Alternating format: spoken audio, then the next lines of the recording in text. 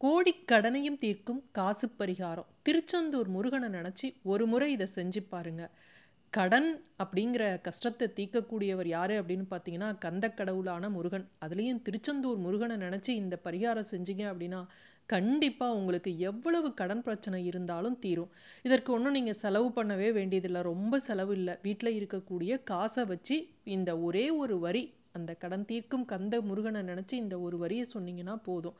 அது எப்படி, என்ன மாதிரி பரிகாரம் அப்படிங்கிறத இந்த பதிவில் பார்க்கலாம். இந்த பரிகாரத்தை எந்த நாள் செய்யணும் அப்படின்னு பார்த்தீங்கன்னா செவ்வாய்க்கிழமை தான் செய்யணும். முருகபெருமானை நினச்சி எந்த ஒரு பரிகாரம் செஞ்சாலும் அது கிழமைகளில் பார்த்தீங்கன்னா செவ்வாய்க்கிழமை தான் முதல் இடம், அதற்கு அடுத்தது வியாழக்கிழமை. இதுக்கு முன்னே நம்ம ஒன்று தெரிஞ்சுக்கலாம். இந்த தமிழ் கடவுளான முருகபெருமான் சூரபத்மனோடு போரிட்டு வெற்றி பெற்றது ஐப்பசி மாத சஷ்டியில். முருகபெருமானோட அவதார நோக்கம் அப்போ நிறைவேறிய திதி எது? சஷ்டி திதி. முருகனுக்குரிய திதியாகவே அதனால் அந்த சஷ்டி திதி மாறிடுச்சு. ஒவ்வொரு மாதமும் வளர்பிறை தேய்பிறை என்று 2 முறை சஷ்டி திதி வருது. 2 திதிகள்லையும் விரதம் இருந்து முருகபெருமானை வழிபட்டோம் அப்படின்னா நமக்கு அனைத்து விதமான நன்மைகளும் கிடைக்கும் அப்படின்னு சொல்லுவாங்க. எந்த பிரச்சனையாக இருந்தாலும் சரி, சஷ்டியில் விரதம் இருந்தீங்க அப்படின்னா உங்களுடைய பிரச்சனைகள் எல்லாம் நீங்கி வேண்டுதல் நிறைவேறும். குறிப்பாக நமக்கு தெரிஞ்சது என்ன? சஷ்டியில் விரதம் இருந்தால் குழந்தை பாக்கியம் கிடைக்கும் அப்படின்னு தெரியும். அதை தான் மாற்றி எல்லாம் அப்படி தெரியாமல் சட்டியில் இருந்தால் தான் அகப்பையில் வரும் அப்படின்னு சொல்லிட்டாங்க. அதெல்லாம் நமக்கு தெரியும், அதற்கு அர்த்தமெல்லாம் அதை விடுங்க. அதனால் குழந்தை பாக்கியம் மட்டும்தான் கிடைக்கும்னு நினச்சிடாதீங்க. திருமணம், வேலைவாய்ப்பு, எந்த பிரச்சனையாக இருந்தாலும் சரி, கடன் பிரச்சனை எதுவாக இருந்தாலும் நீங்கள் சஷ்டியில் விரதம் இருந்து இந்த மாதிரி பரிகாரங்களை நீங்கள் செஞ்சீங்க அப்படின்னா நிச்சயமாக முருகனோட அருள் உங்களுக்கு கிடைக்கும். செவ்வாய்க்கிழமை விட்டீங்க அப்படின்னா தேய்பிறை சஷ்டியில் இந்த பரிகாரத்தை செஞ்சீங்கன்னா உங்களுடைய கடன் பிரச்சனை தேய்ந்து கொண்டே போகும். அதே போல் கிருத்திகை நட்சத்திரத்தில் செய்யலாம். அடுத்து பார்த்தீங்கன்னா விசாக நட்சத்திரத்தில் செய்யலாம், முருகன் அவதரித்த நட்சத்திரத்தில். இது மாதிரி முக்கியமான தினங்களில் இந்த பரிகாரத்தை நீங்கள் செய்யலாம். பொதுவாக பார்த்தீங்கன்னா கடன் பிரச்சனைக்கு காரணகர்த்தாவாக திகழக்கூடியவர் அப்படின்னாவே செவ்வாய் பகவான் தான். செவ்வாய் பகவானுக்குரிய அதிதேவதையாக திகழக்கூடியவர் முருகப்பெருமான். அதனால் முருகப்பெருமானை நாம் வழிபடும்போது எந்த பரிகாரம் செஞ்சாலும் அவரை நினச்சி செவ்வாய் பகவானால் ஏற்படக்கூடிய பாதிப்புகளில் இருந்தும் நம்மளால் விடுபட முடியும். அப்படி இருக்கிறப்ப நம்முடைய கடன் பிரச்சனை தீர்க்கறதுக்குரிய வழியையும் முருகப்பெருமான் காட்டுவார். முருகப்பெருமான் அந்த வழியை காட்டுவதற்கு இந்த பரிகாரம் ரொம்ப உதவியாக இருக்கும். அதுவும் திருச்செந்தூர் முருகனை நினச்சி ஒரு முறை நீங்கள் இதை செஞ்சு பாருங்கள். ஒரே ஒரு முறை செய்ய சொன்னீங்க அப்படின்னு சொல்லிட்டு ஒரு முறை செஞ்சுட்டு அப்படியே விட்டுடாதீங்க. சிலருக்கு அவங்கவங்களோட கர்ம வினைகளின் காரணமாக தீராத கஷ்டம் கொஞ்சம் இருந்து கொண்டே இருக்கும். அந்த கஷ்டம் போகணும் அப்படின்னா நம்பிக்கையோட முருகனை நினச்சி இந்த பரிகாரத்தை நீங்கள் தொடர்ந்து செவ்வாய்க்கிழமை இல்லை சஷ்டி திதி, கிருத்திகை நட்சத்திரம், இது மாதிரி தினங்களில் நீங்கள் செஞ்சுக்கிட்டு வரலாம். நம்முடைய வரவுக்கு மீறி செலவுகள் ஏற்படும் பொழுது அந்த செலவுகளை சமாளிக்கிறதுக்கு நம்ம கடன் வாங்க வேண்டிய சூழ்நிலை ஏற்படுது. சிலர் அத்தியாவசிய தேவைக்காக வாங்குறாங்க, ஒரு சிலர் ஆடம்பர செலவுக்காக வாங்குறாங்க. எப்பேற்பட்ட கடன் பிரச்சனையாக இருந்தாலும் சரி, அந்த கடன் பிரச்சனையிலேருந்து நம்ம மீண்டு வரணும் அப்படின்னா திருச்செந்தூர் முருகனை நினச்சி இந்த பரிகாரம் செய்யுங்க. திருச்செந்தூருக்கு ஒரு முறையாவது போயிட்டு வாங்க. முடிகிறவங்க வருடத்துக்கு ஒரு முறை போயிட்டு வரலாம். சரி, இந்த பரிகாரத்தை செவ்வாய்க்கிழமை ஆரம்பிக்கிறீங்களா? இதற்கு என்ன வேணும் அப்படிங்கிறத பார்க்கலாம். இப்போ ஒரு சிவப்பு நிற துணியை எடுத்துக்குங்க. அது ஒரு காட்டன் துணியாகவும் இருக்கலாம், பாலிஸ்டர் கலந்த துணியாகவும் இருக்கலாம், எப்படி வேணாலும் இருக்கலாம். ஆக மொத்தம் சிவப்பு நிறம். சிவப்பு நிறம் ஏன் அப்படிங்கிறதுக்கு காரணம் நான் ஏற்கனவே உங்களுக்கு பல பதிவுகளில் சொல்லியிருக்கேன். சிவப்பு நிறம் அப்படிங்கிறது செவ்வாய் பகவானுக்குரிய நிறம். அதனால் அங்காரகனுக்குரிய இந்த நிறத்தை தான் நம்ம பயன்படுத்தணும்.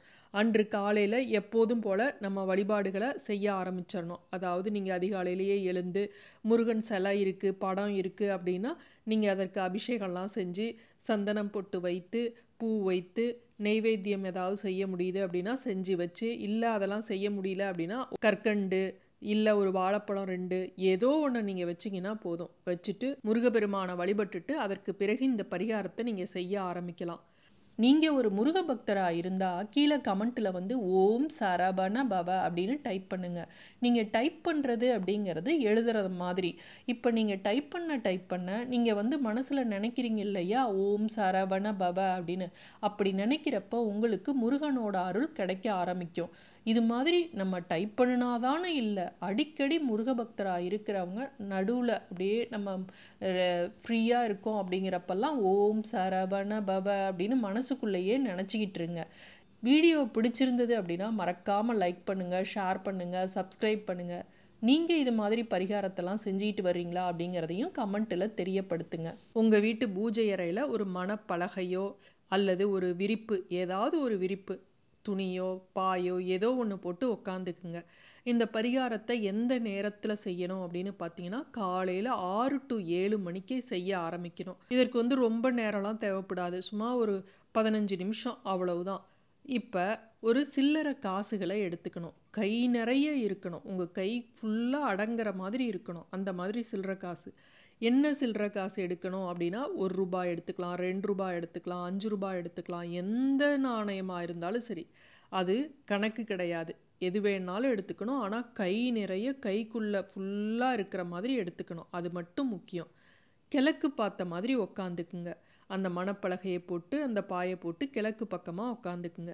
உங்கள் வீட்டில் திருச்செந்தூர் முருகன் படம் இருக்குது அப்படின்னா அந்த முருகனை நல்லா பார்த்துட்டு மனதார நினச்சிக்குங்க.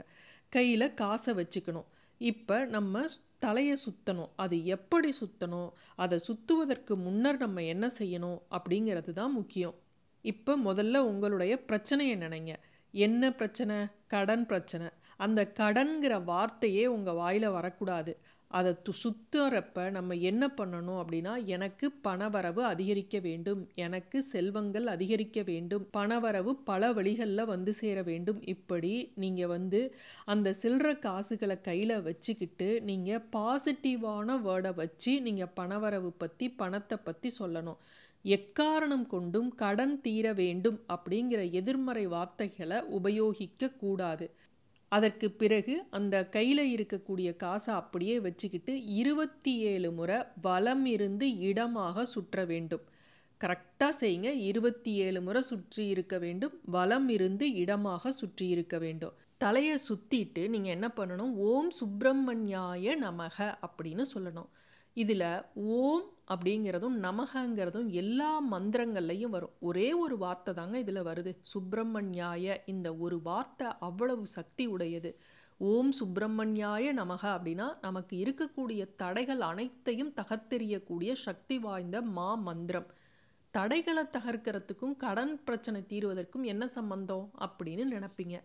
நமக்கு கடன் பிரச்சனை தீரணும்னா நமக்கு பணம் வரணும். பணம் வரணும்னா பல விதங்களில் நமக்கு இருக்கக்கூடிய எதிர்மறை சக்திகள், கண் திருஷ்டி, பொறாமை, இல்லை வீட்டில் இருக்கக்கூடிய நெகட்டிவ் எனர்ஜி எல்லாம் நம்ம போக்குனாதான் நமக்கு பணம் வரும். அந்த தடைகள் விலகுச்சுனாதான் நமக்கு பணம் வரும். அப்போ பணம் வருவதற்கு தடைகள் விலகணும். தடைகள் விலகணும்னா இந்த மந்திரத்தை நம்ம பயன்படுத்தணும். இந்த ஓம் சுப்பிரமணியாய நமக இதை 108 முறை நீங்கள் சொல்லணும். கண்டிப்பாக இதை நீங்கள் தொடர்ந்து 108 முறை உச்சரிக்கிறதுனால உங்கள் உடல், மனம், ஆன்மா தூய்மை அடைவதோட முருகப்பெருமானோட குணங்களான ஞானம், பலம், உற்சாகம் போன்ற குணங்கள் எல்லாம் நமக்கு கிடைக்கும். தடைகள் விலகி எடுத்த காரியங்களில் வெற்றி கிடைக்கும். இந்த மந்திரத்தை இந்த மாதிரி செவ்வாய்க்கிழமையில செவ்வாய் ஓரையில் நம்ம செய்யறதுனால நமக்கு முருகப்பெருமானோட அருள், அங்காரகனோட அருள் நமக்கு கிடைச்சி நம்மளுடைய கடன் பிரச்சனை தீரும். சரி, இப்போ இந்த சில்லறை காசுகளை இந்த மாதிரி நீங்கள் 108 முறை சொல்லிட்டு சிகப்பு நிற துணியில் நீங்கள் வச்சிடுங்க. வச்சுட்டு அந்த காசை அப்படியே நீங்கள் பூஜை அறையிலேயே வச்சிருங்க. அதற்கு பிறகு அடுத்த செவ்வாய்க்கிழமையில இந்த சில்லறை காசுகளை எடுத்து மறுபடி இதே மாதிரி தலையை சுற்றி சிவப்பு நிற துணியில் வைங்க. உங்களுக்கு அடுத்த வாரத்துக்குள்ளேயே நீங்கள் உங்களுடைய கடன் பிரச்சனை நீங்கி இருக்கலாம். ஒரு சிலருக்கு நான் முன்னமே சொன்ன மாதிரி அவரவர் கர்ம வினையின் காரணமாக கஷ்டங்களை அனுபவிக்கணும் அப்படின்னு இருந்தால் அதை மாற்ற முடியாது. அவங்க தொடர்ந்து 9 செவ்வாய் அப்படியே இல்லை ஒரு கொஞ்சம் நாளைக்கு செஞ்சுக்கிட்டே வந்தீங்க அப்படின்னா உங்களுடைய பிரச்சனை சீக்கிரம் தீந்துடும். ஒரே வாரத்தில் உங்களுடைய கடன் பிரச்சனை தீந்துருச்சு அப்படின்னா அடுத்த மாதத்துலேயோ இல்லை அதற்கு அடுத்த மாதத்துலேயோ நீங்கள் திருச்செந்தூர் முருகன் கோயிலுக்கு போய் இந்த சில்லறை காசுகளை அங்கே இருக்கக்கூடிய உண்டியெல்லாம் அப்படியே சேர்த்து விட வேண்டும். இது மட்டும்தான் பரிகாரங்க. இதுக்கு நீங்கள் எந்த பொருளும் வாங்க போகிறதில்ல. கை நிறைய காசு, மிஞ்சி போனால் சில்லறை காசு எவ்வளோ வந்துடும், ஒரு 10 ரூபாய் 20 ரூபாய்க்குள்ளே தான் வரும். இவ்வளவு தான். நம்ம கோவிலுக்கு போனாவே 1000 2000ன்னு போடுவோம். வசதி இல்லாதவங்களா இருந்தால் ஒரு 10 20ன்னு போடுவாங்க. அதனால் யாருக்கும் எந்த செலவும் இல்லை, கஷ்டமும் இல்லை. இந்த பரிகாரத்தை செய்ய திருச்செந்தூர் முருகனை நினச்சி இந்த பரிகாரத்தை செஞ்சு பாருங்க. மீண்டும் அடுத்த காணொளியில் சந்திக்கும் வரை நன்றி, வணக்கம்.